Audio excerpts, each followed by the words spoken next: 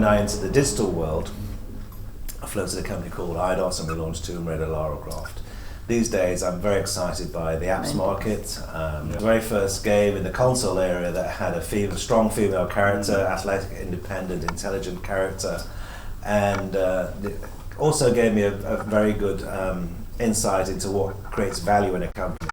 If you own your own intellectual property and hang on to that intellectual property, you get the revenues not just from the publishing of that, but all the incremental revenues from licensing and merchandising. So what started off as a sketch, a 2D sketch on a piece of paper, becomes a multi-million-dollar franchise. Well, video games, to my mind, goes beyond entertainment, and you can take many of the processes used in playing a game to actually be a sort of invisible learning tool.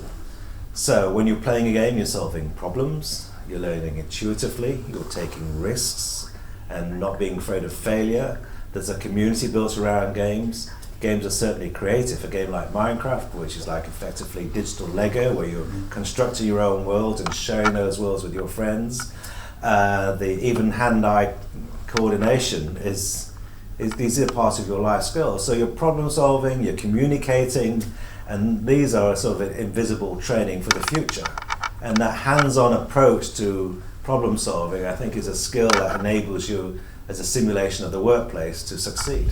So what should you do to get into the industry? Well, if you're not able to join a company, you should partner with somebody who has skills that are helpful to you. So if you're a designer, you need programmers and artists, and just build it and learn from that building, but fail fast and see if you can gain an audience and see what they like and what they don't like. Use your data, because data and metrics is really important to find out what part of that user experience is valued, and then iterate, and if that fails, take your learnings and make another one. Remember Angry Birds from Rovio?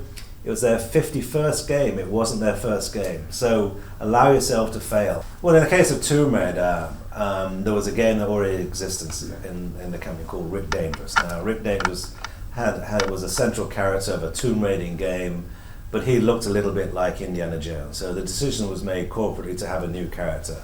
And Toby Gard, who was an artist at Core Design or Developers, had looked at the cultural impact of women in the 90s, the rise of girl power, role models like Nana Cherry and Tank Girls, and he sort of caught the mood of the moment and said, look, there's no game ever had a female character before, what do you think of this? And he showed me this sketch of Lara Croft, and everyone thought, oh, how crazy, but let's run with it. So online gaming, PC gaming, and of course mobile gaming. Smartphones have had an incredible impact on games as not just an economic contribution to society, but also a cultural one. Everywhere you go now, you see people on public transport playing games on their smart devices. And there's going to be 1 billion new smartphones coming into the world in 2017. The games industry today is worth $90 billion in revenue. And there's something for everybody. It's rich culturally as well. So there's diversity in content, and there's diversity in people playing it, young and old, male and female, are playing games. And Apple made a very substantial contribution in that. In the console era, you had to control a controller with 16 buttons, and that was intimidating for many people.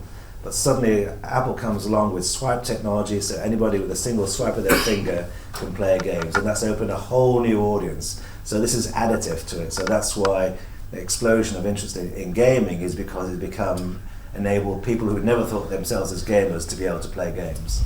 That's impossible to say. It depends where I am. If I'm at home, I enjoy playing games like FIFA with my sons, but if I'm on the move, which I am a lot, I play games on my iPad. The one I'm playing at the moment is a game called Plunder Pirates.